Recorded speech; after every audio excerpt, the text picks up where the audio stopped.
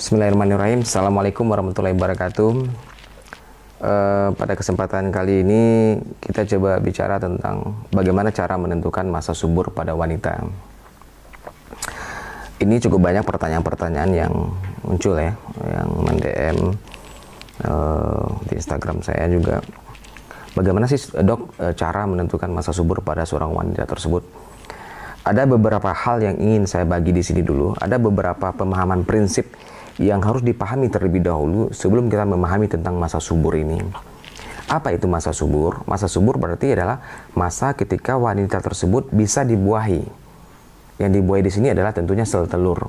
Jadi pada masa di mana wanita tersebut memiliki sel telur matang yang siap untuk dibuahi. Itulah yang dikatakan dengan masa subur. Tapi ada beberapa hal pemahaman yang harus dipahami terlebih dahulu. Ini prinsip ya untuk memahami terjadinya kehamilan. Yang pertama adalah bahwa tidak semua siklus haid wanita tersebut memproduksi sel telur matang setiap bulannya. Tidak semua.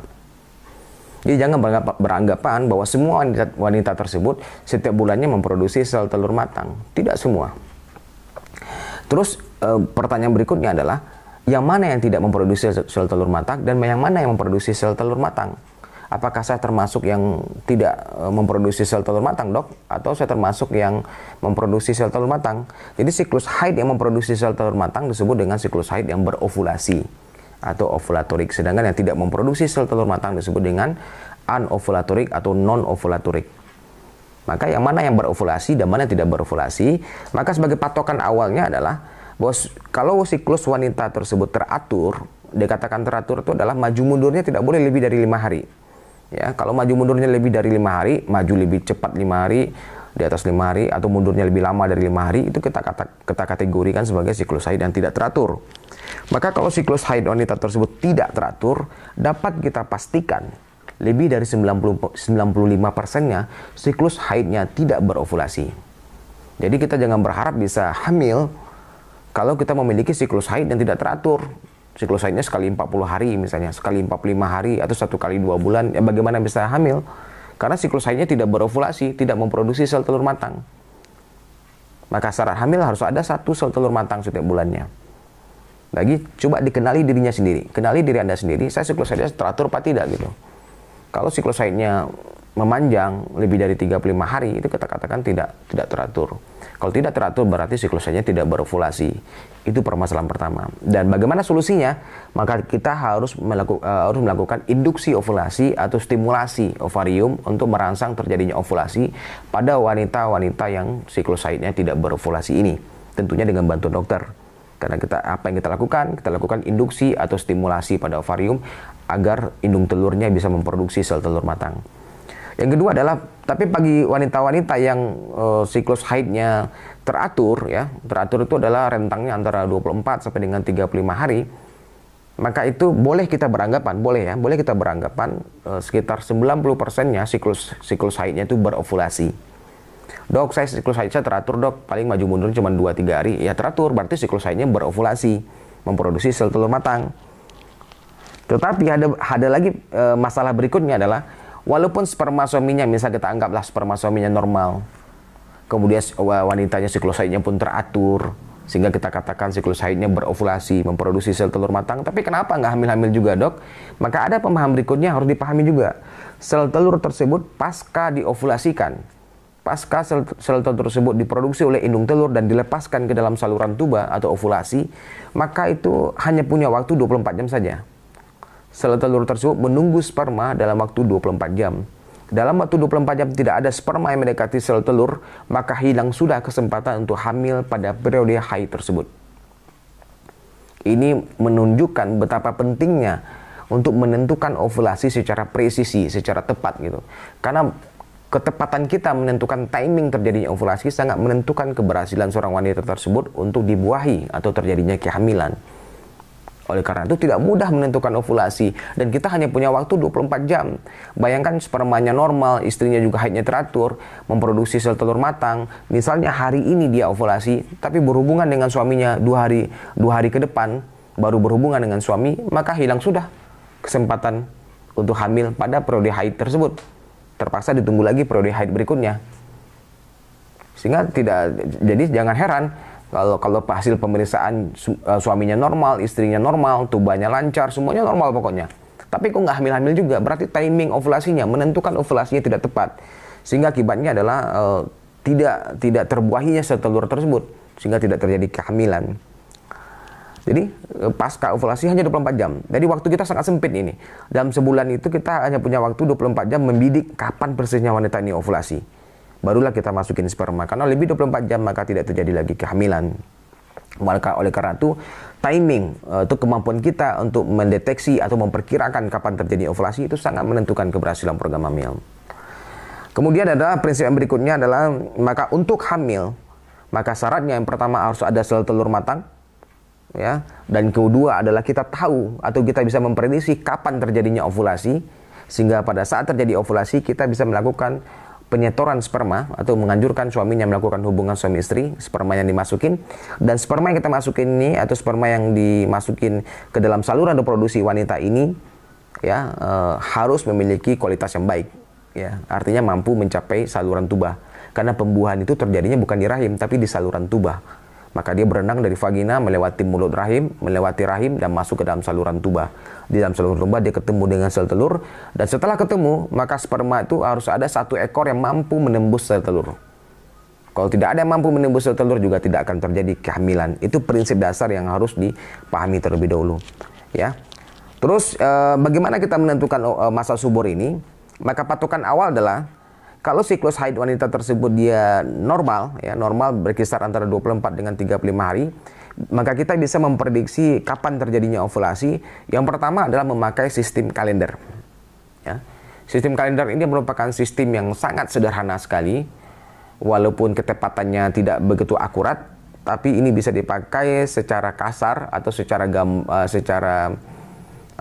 petunjuk awal untuk memperkirakan terjadinya ovulasi. Walaupun ini tingkat akurasinya sangat rendah sekali. Kalau orang siklus haidnya teratur, maka perkiraan terjadinya ovulasi lebih kurang 14 hari sebelum perkiraan haid yang akan datang. Jadi kalau dia kapan masa subur saya, lebih kurang 2 minggu atau 14 hari sebelum tanggal atau perkiraan haid yang akan datang. Yang jadi masalah dengan sistem kalender ini adalah persisnya tanggal menstruasi di periode berikutnya kan kita nggak tahu. Bisa aja maju mundur 1 hari atau 2 hari.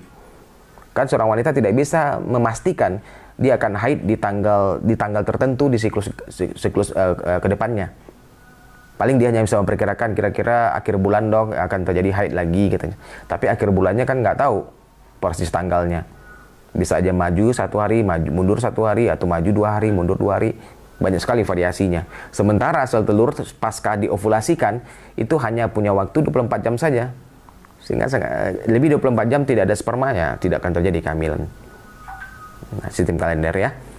Makanya sistem kalender bisa kita pakai, tapi petunjuknya cukup kasar ini. Petunjuknya tidak akurat. Tapi untuk tahap awal bolehlah paling tidak untuk memprediksi atau memperkirakan. Walaupun ini sangat-sangat tidak akurat. Yang kedua adalah dengan cara melakukan tes urin atau tes kesuburan atau ovutest untuk mendeteksi lonjakan hormon LH. Hormon LH adalah hormon yang mendahului terjadinya proses ovulasi.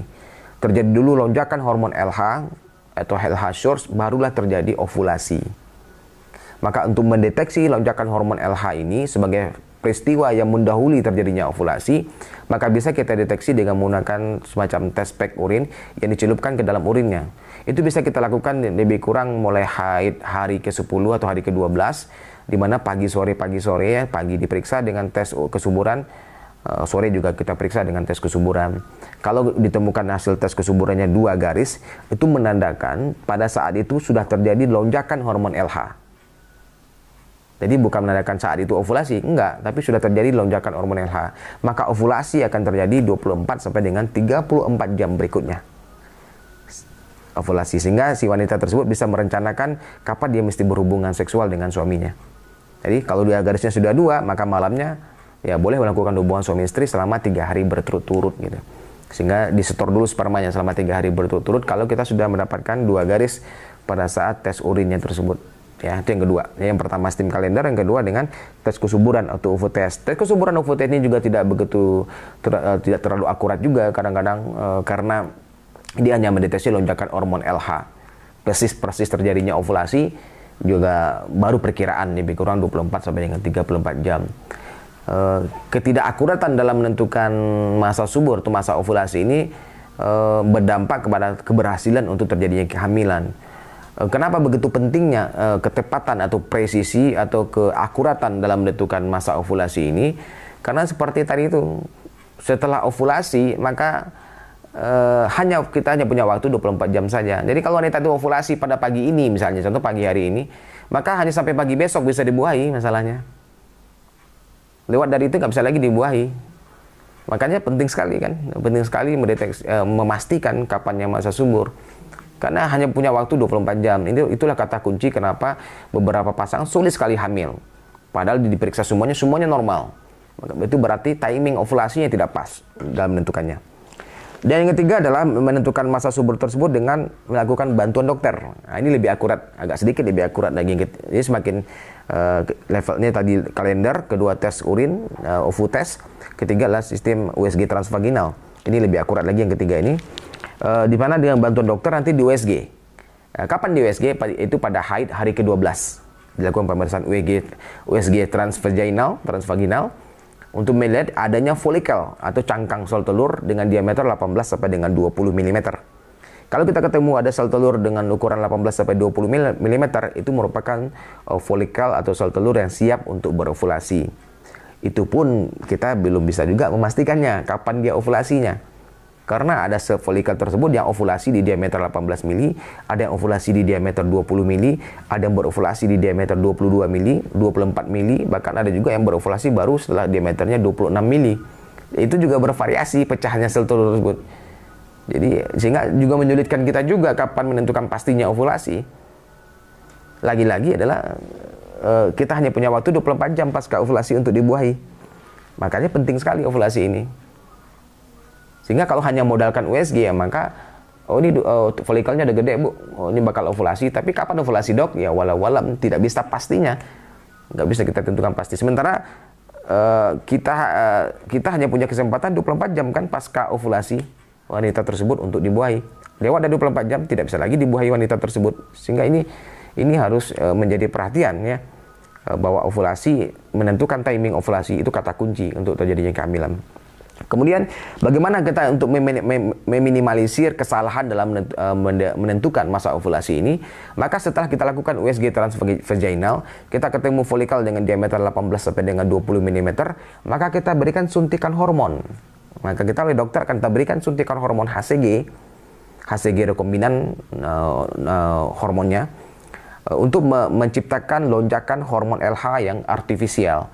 Artinya kita menyuntikkan hormon HCG tersebut tujuannya adalah untuk menciptakan lonjakan hormon LH yang kita bikin atau buatan artifisial.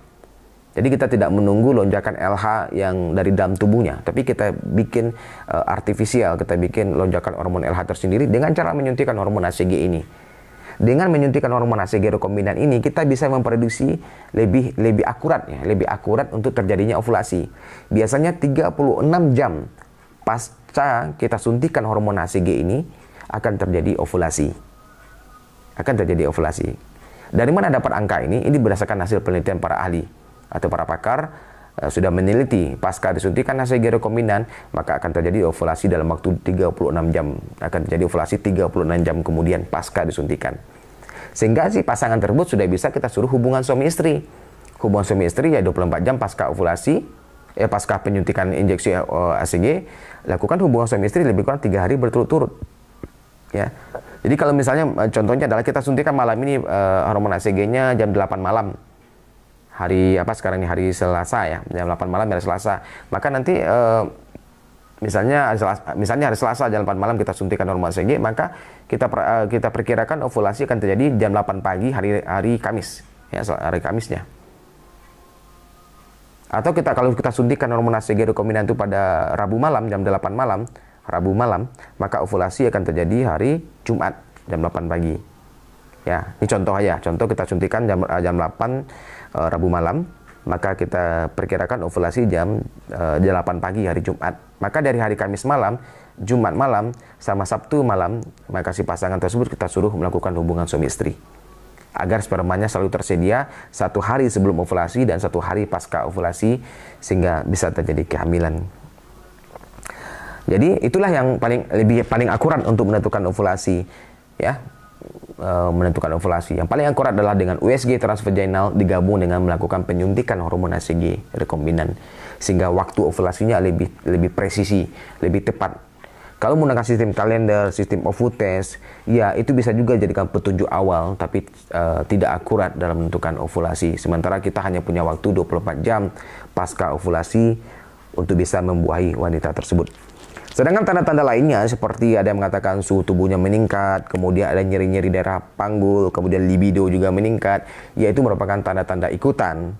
Tapi tanda-tanda seperti ini sulit untuk kita pegang karena unsur subjektivitasnya cukup tinggi.